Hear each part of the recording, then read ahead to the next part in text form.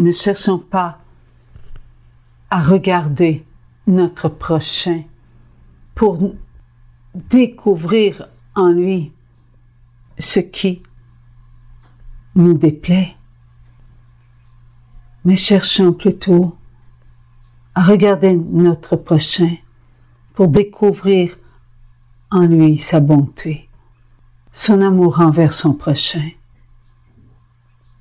Notre prochain fait partie de notre vie éternelle.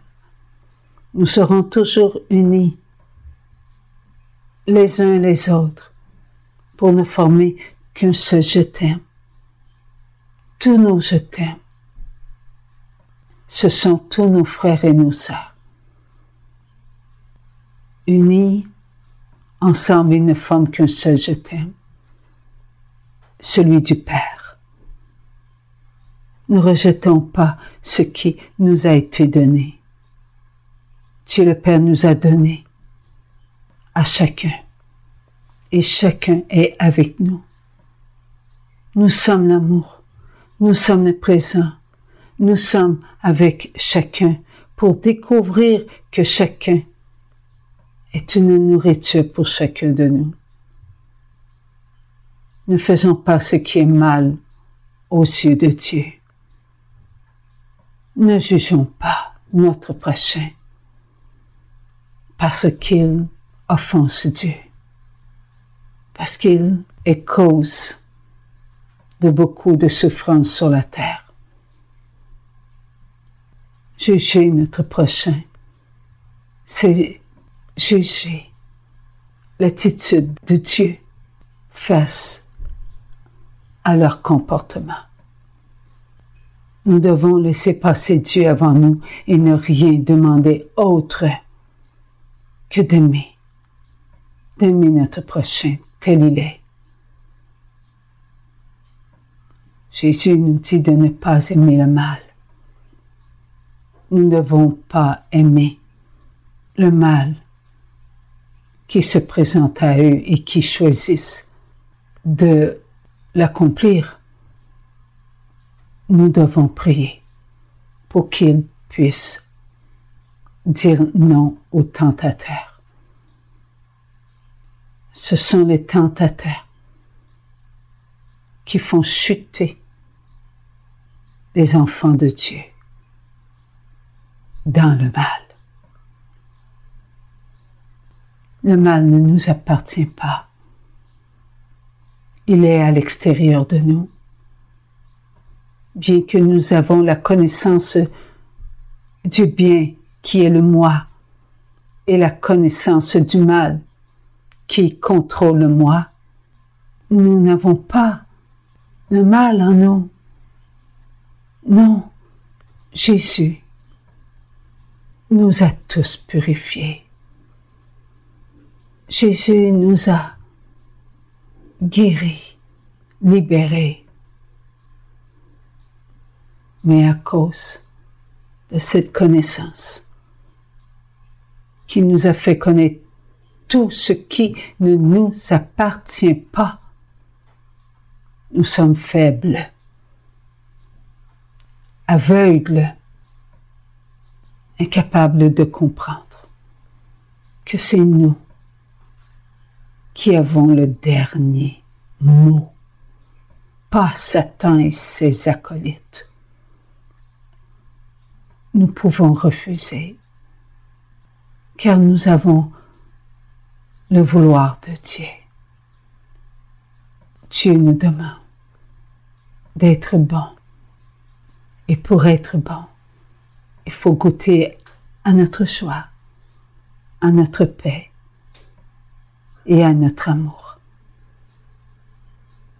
C'est Jésus qui nous nourrit. Quelle joie de le recevoir à l'Eucharistie.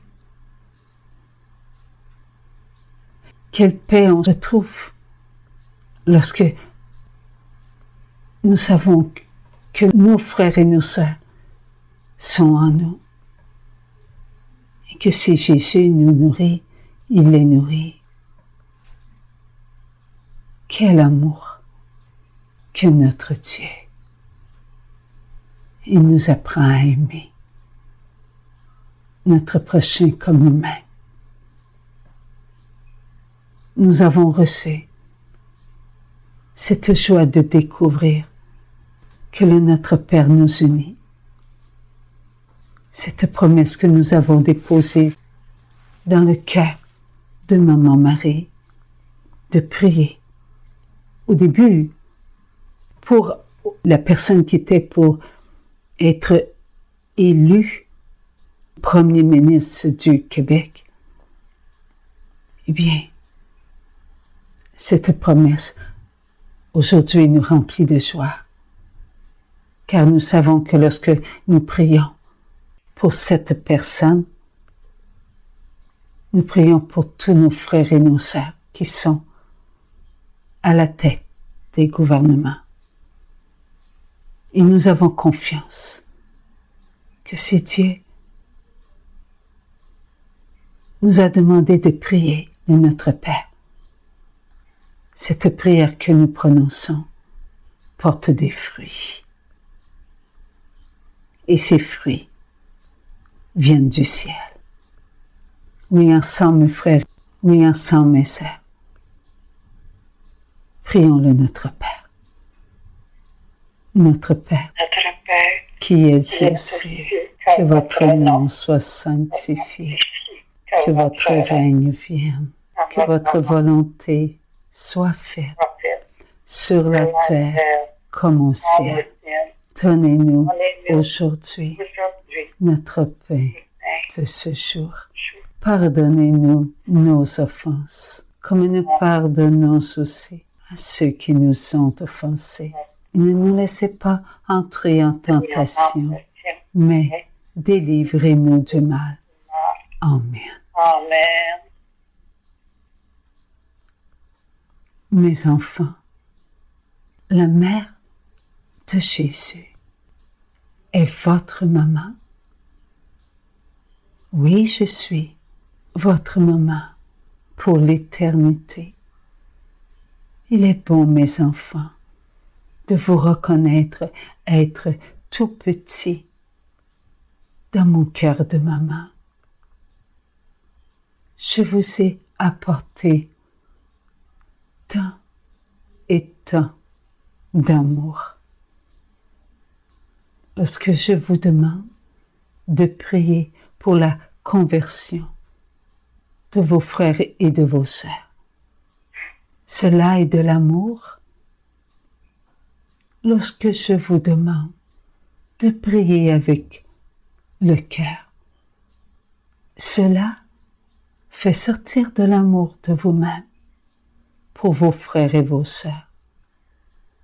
Lorsque je vous demande de vous unir pour ne former qu'un seul amour, cela vous démontre que vous êtes à l'écoute de mon cœur. Votre maman, je vous aime, mes enfants. Ne regardez pas votre passé. Ne regardez pas le futur qui n'est pas à vous. Mais tenez-vous au présent, votre présent. Et votre présent ne peut être qu'à vous seul. Vous vivez à cet instant même avec tous vos frères et vos sœurs. Je vous aime, mes petits enfants. Il faut répondre aux demandes de maman. Oui, je vous demande de prier. Je vous demande de faire des sacrifices. Je vous demande, mes enfants, de faire des actes de pénitence. Vous vous regardez comme étant de petits enfants ayant besoin d'aide de votre prochain. Ne vous regardez pas comme des victorieux. Regardez-vous comme des enfants repentants, des enfants qui avaient besoin des uns et des autres pour bien vous comporter. Lorsque vous vous regardez comme étant incapable de vous maintenir dans la prière, dans le jeûne, de pratiquer vos sacrements, qui sont les sacrements de mon Fils, cela vous ouvre à ce qui a toujours été caché en vous, la pénitence. Oui, mes enfants, prévenez-vous lorsque vous voyez que vous parlez en mal de votre prochain. Prévenez-vous, mes enfants,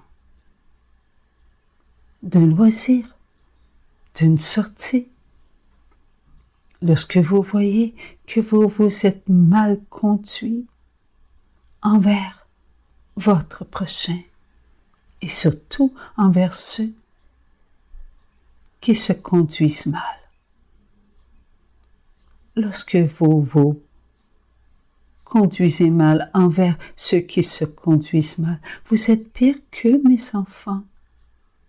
Ah oui, vous êtes pire qu'eux. Vous entendez votre maman parler en votre cœur. Vous entendez, mon fils, parler en votre cœur. Ô mes petits enfants d'amour, soyez petits, petits, et regrettez sincèrement de vous être mal conduit. Maman vous aide, et moi le ciel vous aide, moi par mes prières, et le ciel par les bénédictions. Les bénédictions, mes enfants, ce sont des grâces. Elles portent tant de fruits, tant de fruits. Ensemble, mes petits enfants, faites votre signe de la croix. Tous vos prêtres de paroisse vous bénissent. Au nom du Père, du Fils et du Saint-Esprit. Amen. Merci de ce moment d'amour. Merci mes frères et mes sœurs de nous aider. Surtout vous qui ne savez pas que Dieu vous aime jusqu'à mourir à chaque messe pour vous nourrir, afin que vous puissiez goûter à votre guérison et votre purification. Oui, aidez-nous. Nous qui prions alors que nous avons des pensées contre vous. Merci, maman, d'être avec nous pour nous remettre à notre place. Amen.